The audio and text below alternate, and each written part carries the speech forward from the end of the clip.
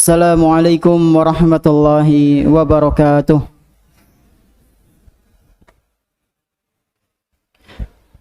Alhamdulillahi rabbil alamin.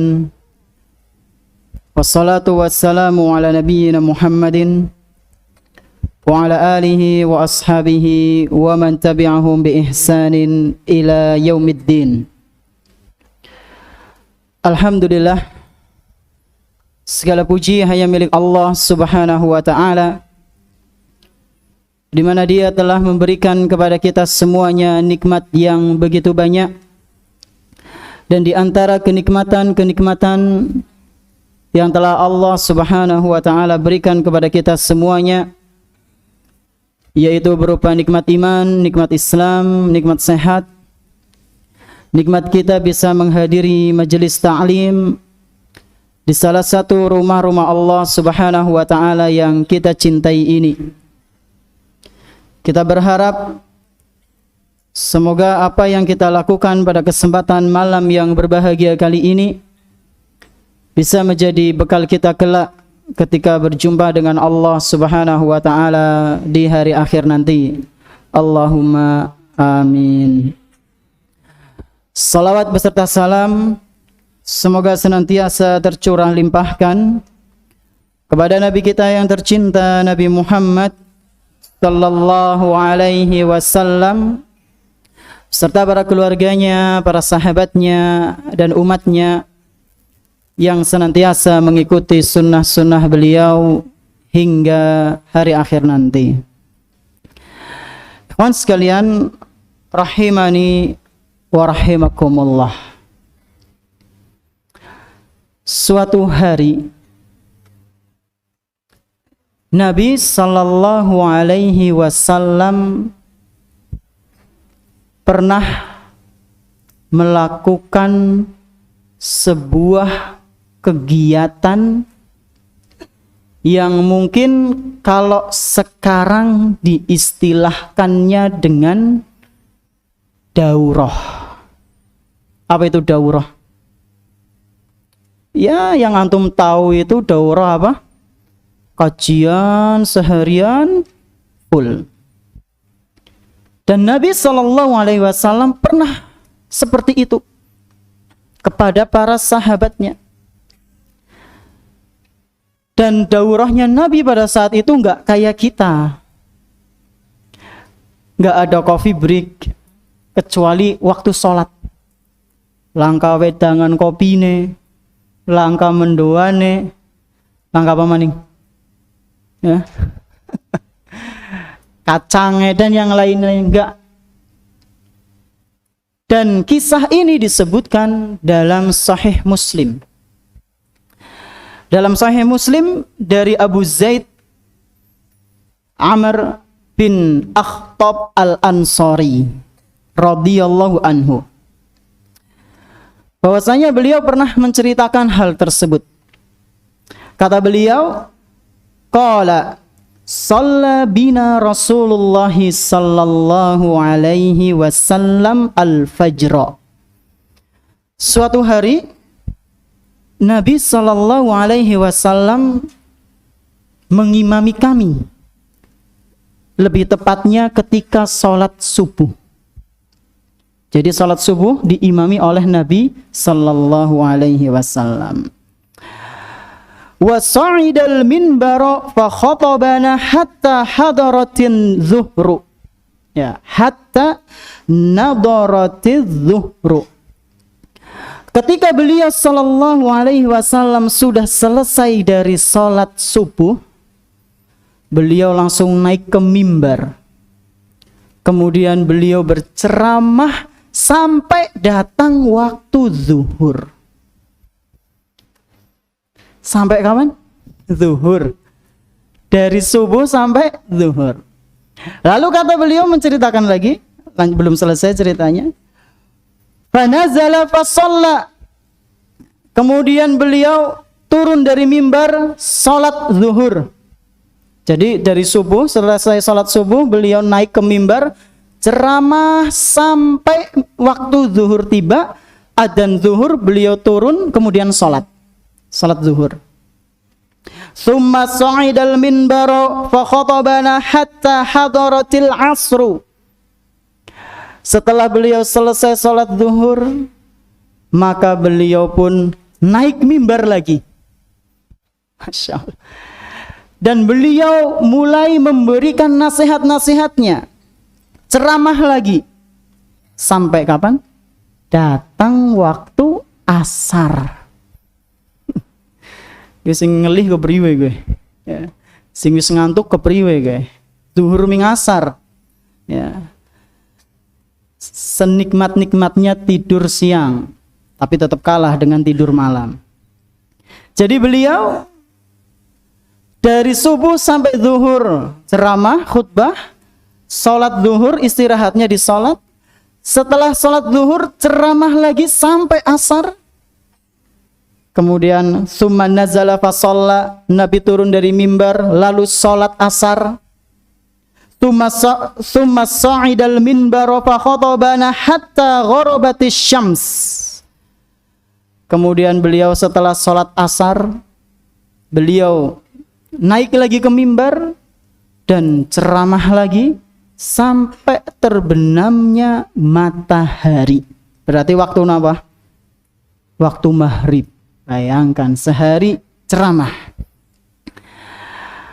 Lalu kata Abu Zaid ini Al-Ansari radhiyallahu anhu, dia masih melanjutkan ceritanya. Fa akhbarana bima kana wa bima huwa kain. Apa yang disampaikan oleh Nabi? Ketika itu beliau seharian penuh ceramah mengenai sesuatu yang telah terjadi dan apa yang akan terjadi. Apa itu?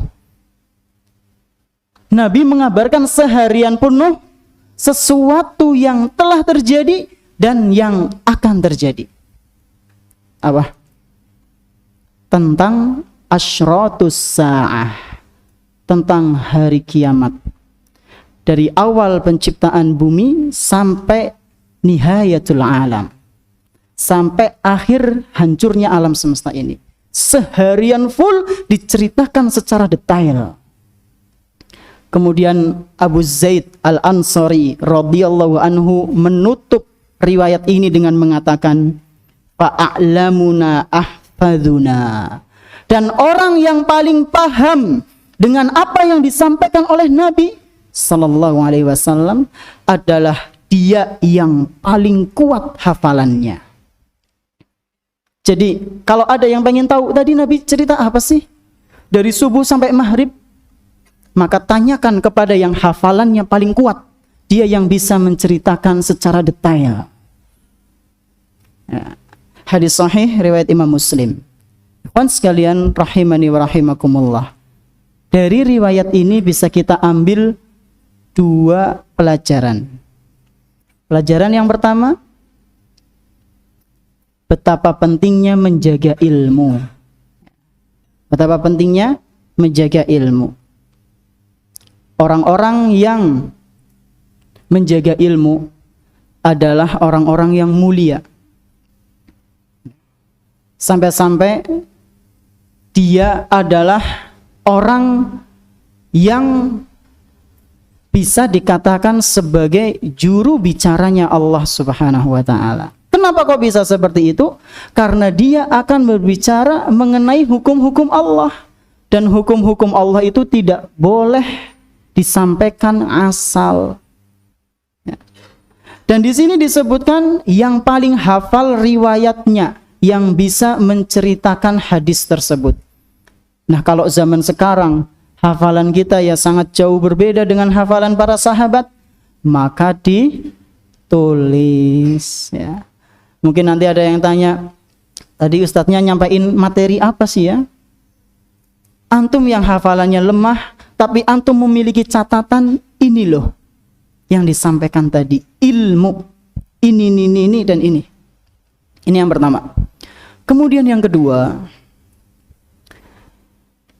demikianlah ciri seorang penuntut ilmu sejati, dia tidak bosan-bosan dalam mencari atau mempelajari ilmu agama.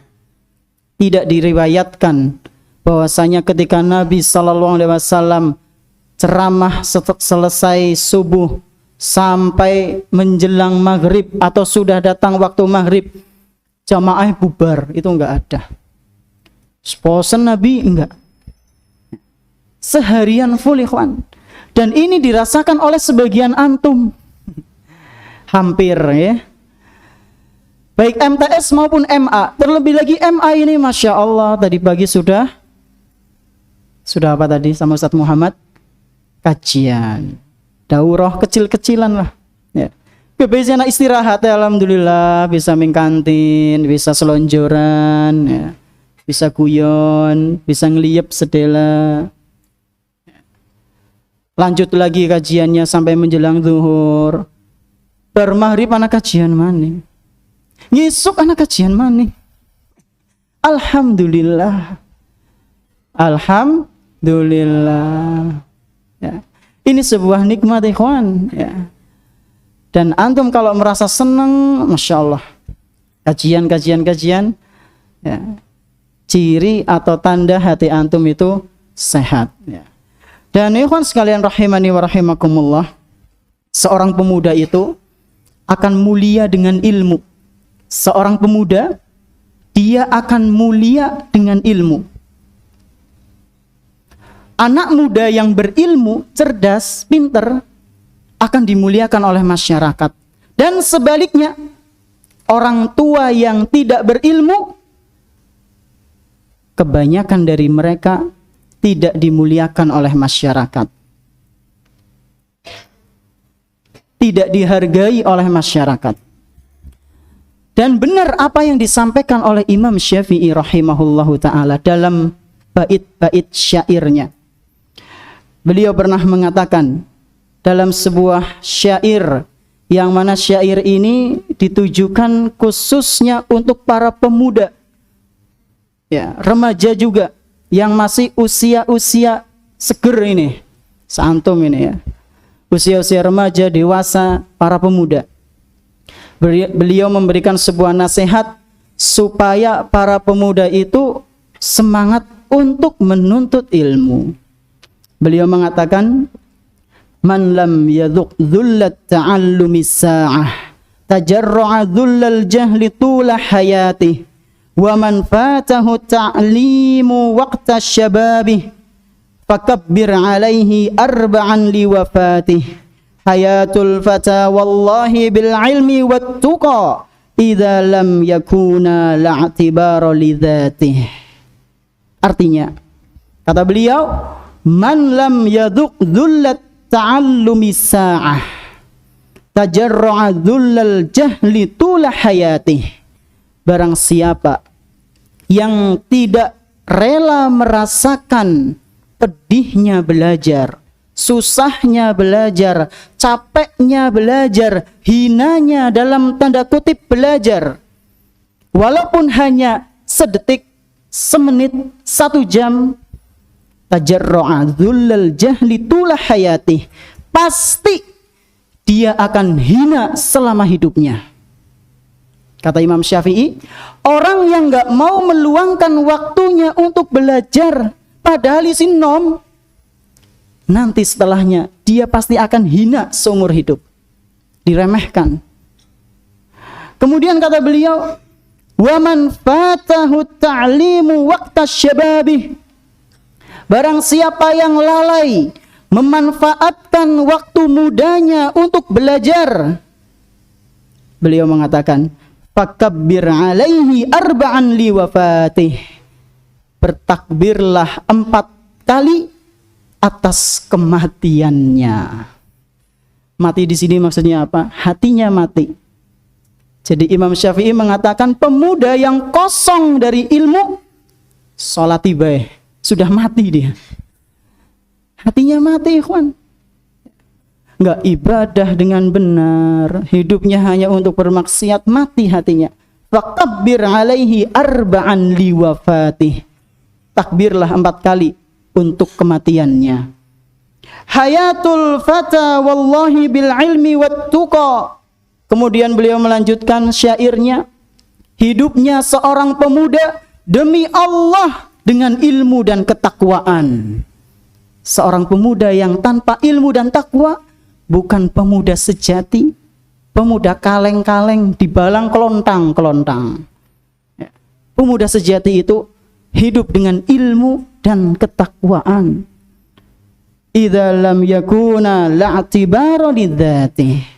Jika tanpa ilmu dan takwa, pemuda itu enggak ada nilainya.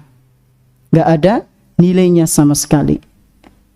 Bahasa kasar ya, beban masyarakat. Ya, karena nggak ada ilmunya, nggak ada manfaatnya. Baik itu ilmu umum maupun agama. Ya, dan yang lebih utama tentunya ilmu agama. Masya Allah. Mubakiron, kasih. Baik. Itu sedikit mukadimah dari kami, yang semoga bisa memotivasi kita semua supaya lebih semangat untuk belajar, ya, tidak lesu, dan bisa memanfaatkan momen atau waktu-waktu dengan sebaik mungkin. Nah, seperti biasa sebelum lanjut atau masuk ke materi, kita ada sedikit murojaah. Yang pertama, kita kemarin membahas mengenai di antara bentuk kasih sayang orang tua terhadap anak, yaitu apa yang kita bahas di pertemuan kemarin? Tidak apa? Kemarin Ana bawakan hadisnya, salasu da'awatin mustajabatun la syakka fihinna. Tentang apa itu? Berarti orang tua jangan sampai antum. Masya Allah, fadal, Syekh.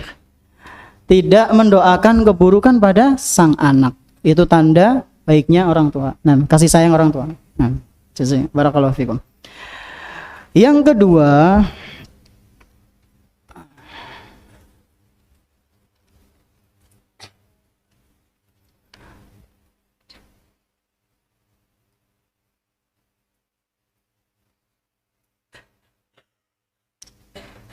apa hukumnya? Ini gampang saja. Apa hukumnya mencela barang pribadi? Dan efeknya kenapa? Melaknat barang pribadi, kendaraan misalnya, atau mobil, atau sepeda, atau HP yang kemarin Anda contohkan. Nah, kenapa Suf? Hukumnya apa? Haram. Kenapa memang?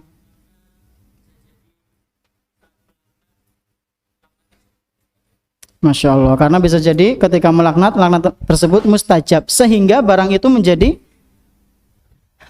tidak berkah atau bisa mencelakakan dirinya. Baik, barakallahu fikum wa jazakumullah khairan. Sekarang kita lanjut ke baca dulu hadis yang kemarin, Rama.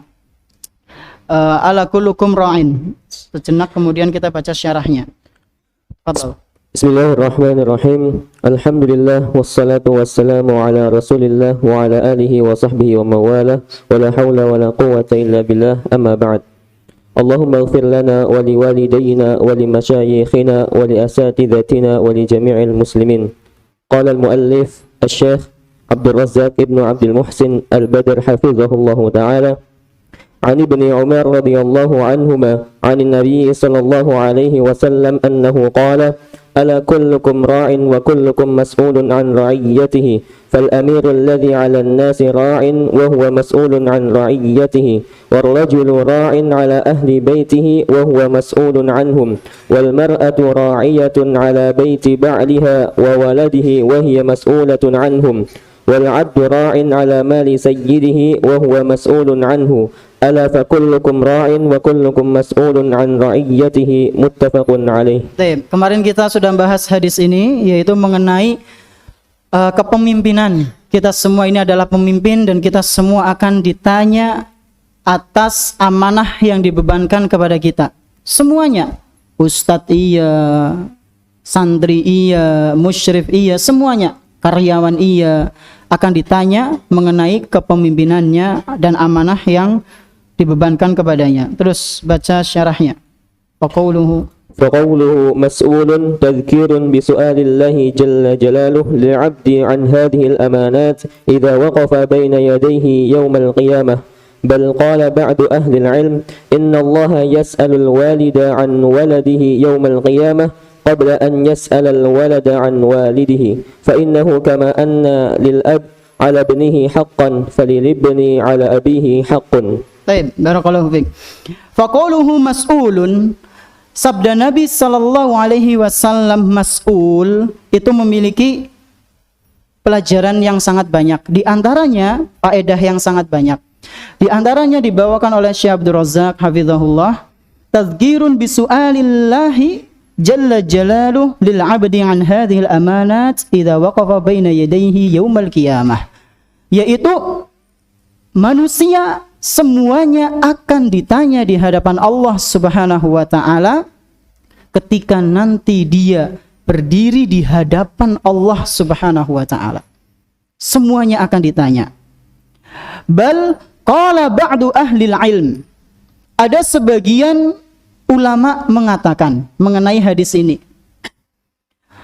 Innallaha yas'alul walida an waladihi yaumal qiyamati qabla an yas'alal walada an walidihi.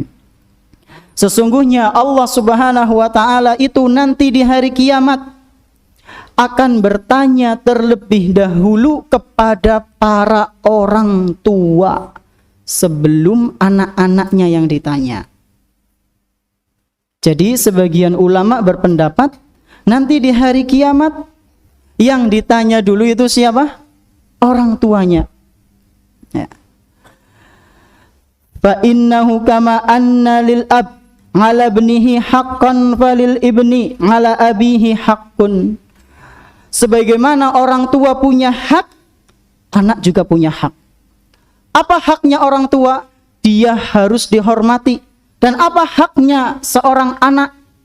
Dia harus mendapatkan pendidikan. Orang tua butuh atau bisa dikatakan perlu untuk dihormati, dibaktini ya. Anak harus berbakti kepada orang tua karena itu hak mereka. Mereka harus mendapatkan haknya. Bapak ibu antum harus dihormati, dikajini, ya, dibaktini. Dan jangan lupa pula anak juga memiliki hak. Di antara haknya adalah mendapatkan pendidikan, ya, pengajaran dari orang tua. Sebenarnya ini materi parenting ya. Jadi ketika anak intermezzo sedikit, ketika anak di rumah baca-baca dulu gini, istri anak tanya, loh kok materinya anak orang tua terus kayak materi parentingnya, tapi jamaahnya anak-anak kecil, apa nyambung? Sama anak tak jawab, jangan salah, mereka calon orang tua yang luar biasa nanti. Amin ya. Amin. Dan ini keuntungan belajar di pondok. Dewasa sebelum waktunya dalam tanda kutip. Ya, jadi sudah tahu, Masya Allah, ilmu parenting dalam gambaran sederhananya seperti ini. Jadi antum nanti kalau lihat di sosmed seminar parenting, paling isinya kayak gini. Tapi ya tetap kalau misalnya mau ikut ya ikuti saja ya. Kalau misalnya ustadz memang yang lebih tinggi levelnya, karena pasti di setiap ilmu yang disampaikan dan diulang itu ada faedah-faedah baru. Dan antum belajar di sini baru buka kulitnya saja, mukaddimahnya saja, sedikit saja. Nah, di sini ini sebenarnya kajian-kajian membahas sedikit menyinggung tentang keluarga ya. Nah, jadi anak diantara haknya adalah dia harus mendapatkan pendidikan yang layak. Orang tua harus berperan ya, karena peran orang tua itu sangat penting untuk masa depan seorang anak. Terus qala Ibnu Umar, قال ابن عمر رضي الله عنهما أدب ابنك فإنك مسؤول عن ولدك ماذا أدبته وماذا علمته وإنه مسؤول عن برك وإنه مسؤول عن برك وطواعيته لك. Nah, Abdullah bin Umar radhiyallahu anhuma pernah memberikan sebuah nasihat. Adib ibnaka fa innaka mas'ulun an waladika. Didiklah dengan sebaik mungkin anakmu, karena sungguh kamu akan ditanya nanti di hari kiamat. Madza adabtah? Apa yang telah kamu berikan pendidikan kepada anakmu? Wa madza 'allamtah? Dan apa yang telah kamu ajarkan kepada anakmu? Nah, pentingnya orang tua untuk berilmu. Ya. Selain akan membuat anak menjadi baik, ilmu yang disampaikan dari orang tua kepada sang anak akan menjadi amal jariyah. Jadi ingat ikhwan, ingat selalu apa yang kami katakan. Jangan sampai Al-Fatihah anak antum nanti yang ngajari guru ngaji. Jangan sih. Kenapa Ustadz? Al-Fatihah akan dibaca oleh anak antum seumur hidup. Dan kalau antum yang mengajarkannya, pahala deras mengalir ke diri antum. Walaupun antum sudah mati. Dan nek bisa ikro gue antum sing ngajari. A, ba, ta. Wis kesel bila ya wis mandek. Misuke a maning ba maning a maning aba. Enggak apa-apa cuma dapat aba. Ya, Al-Quran itu banyak sekali huruf alif sama ba-nya. Maka ingat selalu, jangan sampai Al-Fatihah anak antum laki-laki maupun perempuan yang ngajari itu guru ngaji nih. Eman. Bukan berarti anak ngelarang kon ngaji ming guru ngaji, enggak. Sebisa mungkin ya pertama kali yang ngajarin itu antum mengenal huruf hijaiyah. Adapun masalah tahsinnya, perbaikannya, itu guru ngaji antum nggak apa-apa. Yang penting usulnya itu, pokok intinya itu sudah antum dapatkan. Mengenal a, ba, ta, ya. Antum yang ngajari. Karena itu sebagai pahala jariyah. Kemudian wa innahu mas'ulun an birrika wa tawa'iyatihi laka. Karena sesungguhnya engkau akan ditanya, anakmu akan ditanya bagaimana dia berbakti kepada engkau dan bagaimana dia taat kepada engkau, ya, akan ditanya. Anakmu itu taat ke kamu dalam masalah maksiat atau ketaatan. Ya, kalau dalam masalah maksiat ya sudah habis, ya, menjadi dosa jariyah. Berapa menit lagi? Hah? 49. 2 atau 3 menitan ya. Baik. Langsung ke ini faqrah akhirah. Waqad akhbarana nabiyyuna al-karim sallallahu alaihi wasallam anna lil walidaini ta'siran balighan ala abnaihim fi aqaidihim wa adyanihim fadlan an akhlaqihim wa tiba'ihim. Faqala kullu mauludin yuladu ala al-fitrah فأبواه يهودانه أو ينصرانه أو يمجسانه كمثل البهيمة تنتج البهيمة هل ترى فيها جدعاء متفق عليه. Barakallahu fiik. Waqad akhbarana nabiyyunal karim, dan sungguh nabi kita yang mulia sallallahu alaihi wasallam al-karim yang begitu mulia, anna lil walidain, telah mengabarkan kepada kita bahwasanya kedua orang tua itu taksiron balighan ala abnaihim, pengaruhnya begitu sangat besar. Orang tua itu pengaruhnya begitu sangat besar terhadap anak. Kalau orang tuanya buruk, sangat dikhawatirkan kemungkinan besar anaknya juga buruk. Tapi kalau orang tuanya baik, insya Allah anaknya baik. Kenapa bisa dikatakan seperti itu Ustadz? Taksiron balighan, pengaruhnya sangat besar orang tua. Di sini Syekh Abdul Razak membawakan beristidlal ya, dengan sebuah hadis, atau sebelum mana sebutkan hadisnya, di sini disebutkan fi aqaidihim wa adyanihim. Bahkan saking besarnya pengaruh orang tua bisa berpengaruh dalam akidahnya maupun agamanya. Ini yang bahaya. Fadlan dengan akhlakihim wa tibaihim. Begitu pula dalam akhlak dan tabiatnya.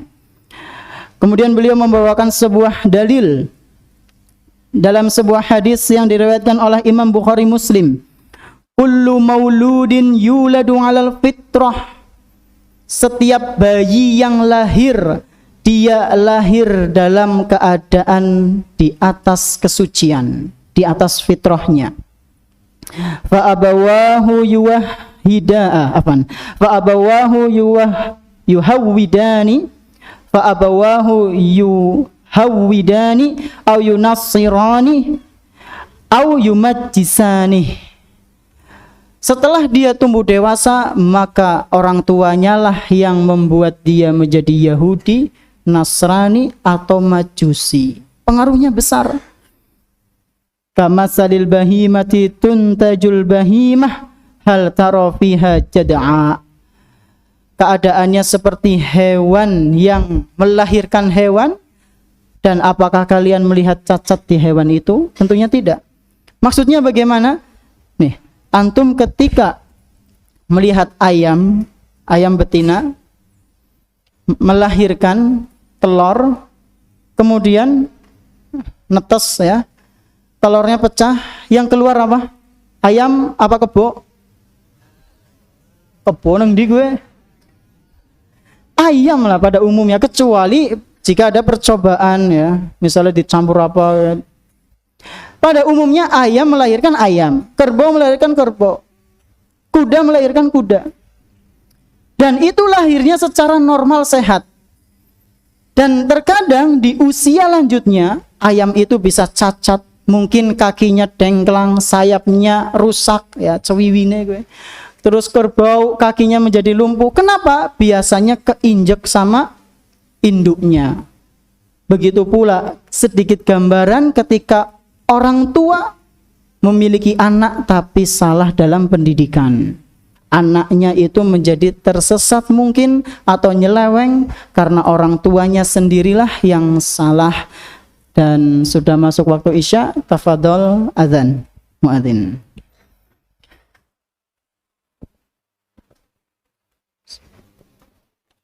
Allahu akbar, Allahu akbar. Allahu akbar,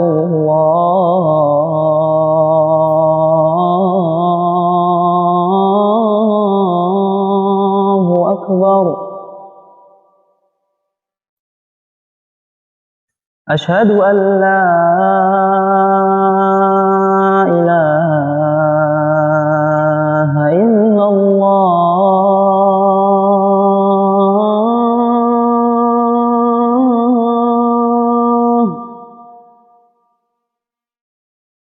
Asyhadu an la ilaha illallah.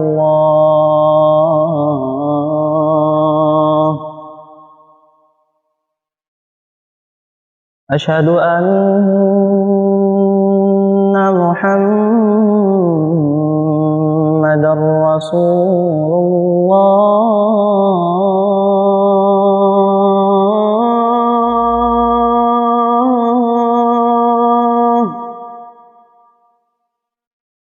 Asyhadu anna Muhammadar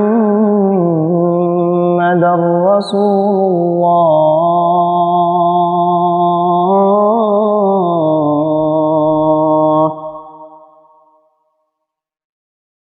Hayya 'alas shalah.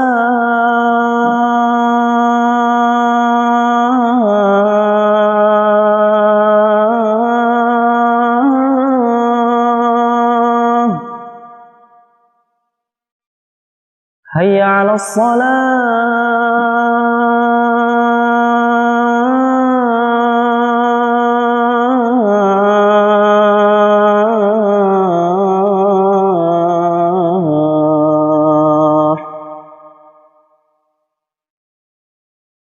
Hayya 'alal falah.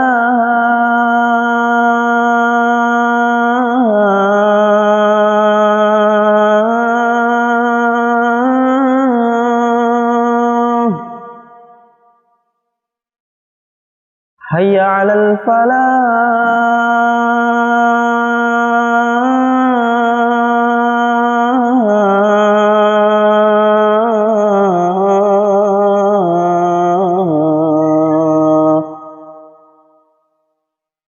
الله أكبر الله أكبر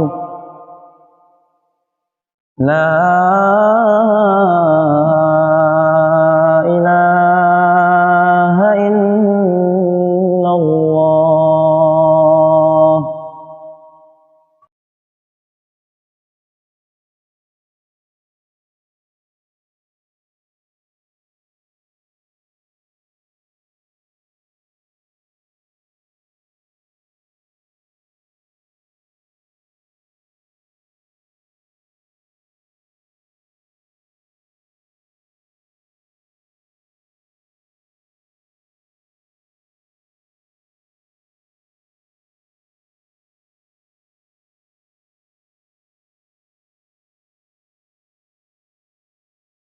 Alhamdulillah wassalatu wassalamu ala Rasulillah wa ala alihi wa ashabihi wa man tabi'ahum bi ihsanin ila yaumil qiyamah.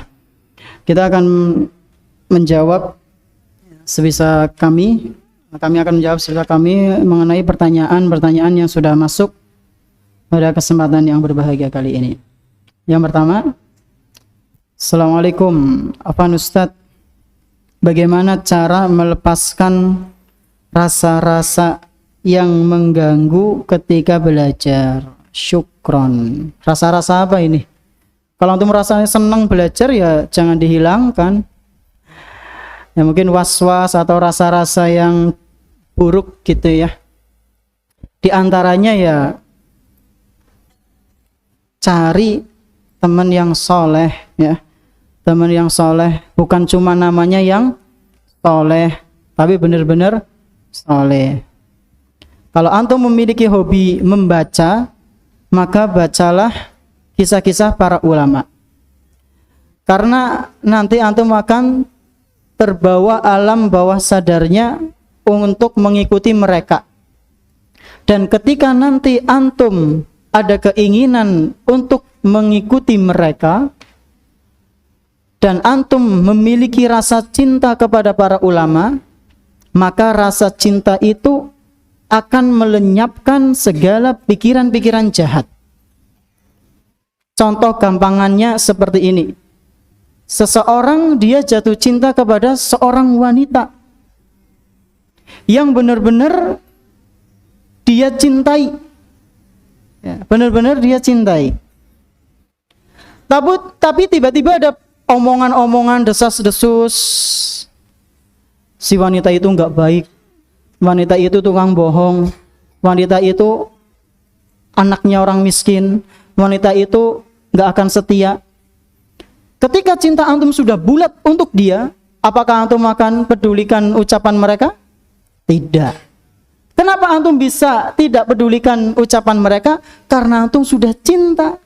Demikianlah ketika antum sudah cinta dengan ilmu, cinta dengan para ulama, cinta dengan para sahabat, cinta dengan Nabi Sallallahu Alaihi Wasallam.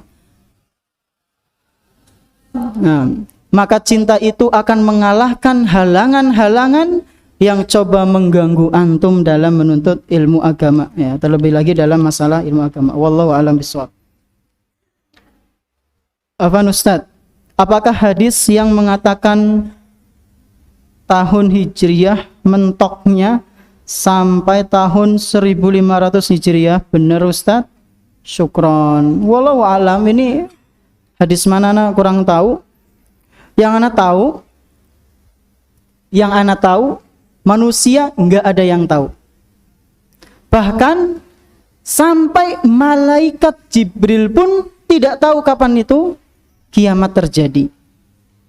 Hadis ini sudah antum hafalkan dalam Arba'in Nawawi. Hadis yang kedua. Ketika Nabi Sallallahu Alaihi Wasallam bertanya kepada seorang laki-laki yang berjubah putih, tampan, ganteng, resik, wangi, dan ternyata itu adalah malaikat Jibril yang sedang berubah wujud. Nabi bertanya kepadanya, mata sa'ah, kapan hari kiamat itu terjadi? Maka malaikat itu mengatakan, al-mas'ulu anha bi'a'lama minas sa'il. Sing takon karo sing ditakoni pada bae ora ngerti. Atau sing ditakoni karo sing takon pada orang ngerti. Maksudnya gimana? Nabi nggak tahu, malaikat pun nggak tahu. Karena urusan hari kiamat terjadinya kapan, itu urusan Allah Subhanahu wa taala. Adapun mungkin ada dai-dai yang mengatakan 1500 Hijriah bahkan kiamat bakal ini, dinantikan saja. Coba kira-kira kiamat temenan apa sing ngomong gue sing kiamat disit ya. Enggak ada ikhwan, enggak ada hadis yang sahih menerangkan masalah itu secara apa namanya? Secara detail itu enggak ada yang tahu. Itu urusan Allah. Apa Ustaz mau nanya, apa hukum memakai sajadah? Apakah tidak boleh bergambar Ka'bah? Apakah tidak boleh dilipat ketika untuk sholat? Jazakallah khairan. Walau alam, yang anak ketahui memakai sajadah itu ya mubah-mubah saja, kecuali jika sajadah itu bergambar sehingga sampai membuat antum nggak khusyuk. Sajadah ya nuwun sewu nggih, nuwun sewu. Sajadah gambarnya bunga-bunga, terus Ka'bah ada bunganya, mungkin misal antum pas sholat ngitung kembangnya Nabi Raya siji loro. Terus kalau enggak nanti yang sukanya berimajinasi, kembangnya bentuk monster gitu, bentuk kayak gini, bentuk gambar ketek, gambar nggak konsen. Nah ini nggak boleh ya. Maka lebih baik kalau pakai sajadah yang polos, itu bagus, dan anak juga senang pakai yang polos gitu. Nah, kadang anak kalau misalnya ngisi khutbah di luar gitu, sajadahnya bergambar, aduh kepriwe gitu. Kadang ya dilipat ya nggak apa-apa. Ya, untuk supaya kita lebih khusyuk ya, itu nggak apa-apa. Walau alam bisawab.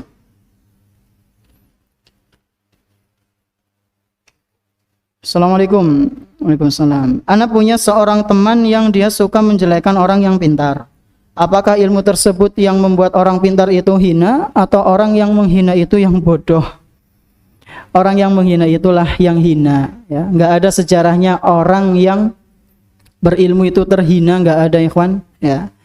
Yang ada meskipun itu bentuk hinaan, tapi itu adalah ujian yang akan mengangkat derajatnya ya. Adapun orang yang bodoh, maaf, dia akan mencela orang yang pintar, orang yang berilmu, dan nanti pasti dia akan mendapatkan balasan yang lebih pedih dari apa yang dia lontarkan. Terakhir mungkin Afan Ustaz, Ana mau nanya, Nabi Adam dikeluarkan dari surga, itu kan gara-gara dihasut iblis. Sedangkan iblis sebelumnya telah dikeluarkan dari surga oleh Allah karena menolak sujud kepada Nabi Adam. Terus bagaimana cara iblis menghasut Nabi Adam? Pakai was-was ya, pakai was-was. Walau alam bisawab, antum bisa baca tafsirnya di surat Al-A'raf ya, atau di kitab tafsir yang menjelaskan mengenai ayat itu ya. Yang kami ketahui ya secara zahirnya ayatnya iblis memberikan was-was ya. Di sini juga pernah dibaca ayatnya oleh akhun al-Rama ya. Di surat Al-A'raf, di situ Allah Subhanahu wa taala menceritakan mengenai godaan iblis terhadap Nabi Adam alaihi salam. Fawaswasalahumashyaitanu, maka setan pun kemudian memberikan bisikan ya, memberikan bisikan. Gimana itu Ustaz? Bisikannya apa? Apakah ngatu apa? Wallahu alam, anak kurang tahu ya. Anak kurang tahu. Fawaswasalahumashyaitanu liyubdiyalahuma ma wuriya anhuma min sawatihima. Bisikan-bisikan itu adalah bisikan jahat yang dilontarkan, yang dihembuskan kepada Nabi Adam supaya Nabi Adam dan Hawa supaya auratnya itu terlihat. Jadi aurat yang terlihat itu tidak menunjukkan kemodern, apa ngomongnya? Modern, sasi-sasi itu gimana? Bukan menunjukkan modern, tapi menunjukkan apa? Hukuman. Nabi Adam dan Hawa ketika auratnya terbuka itu merupakan sebuah hukuman dari Allah. Jadi kalau ada seorang wanita nuwun sewu auratnya terbuka, itu dia sedang dihukum. Bukan mengikuti tren, ya. Tren itu semakin tertutup, bukan malah terbuka. Nah, iblis ingin mereka berdua auratnya terbuka, telanjang.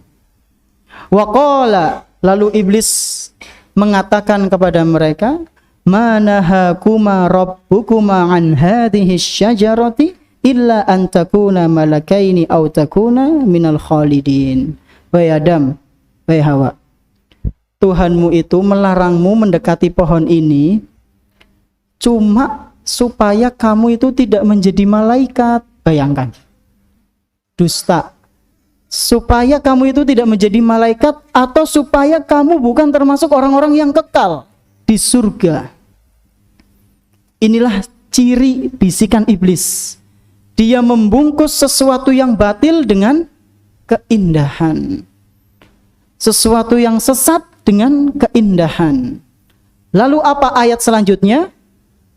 Bagi yang penasaran silahkan baca sendiri dalam Al-Quran. Mungkin kita cukupkan sampai di sini.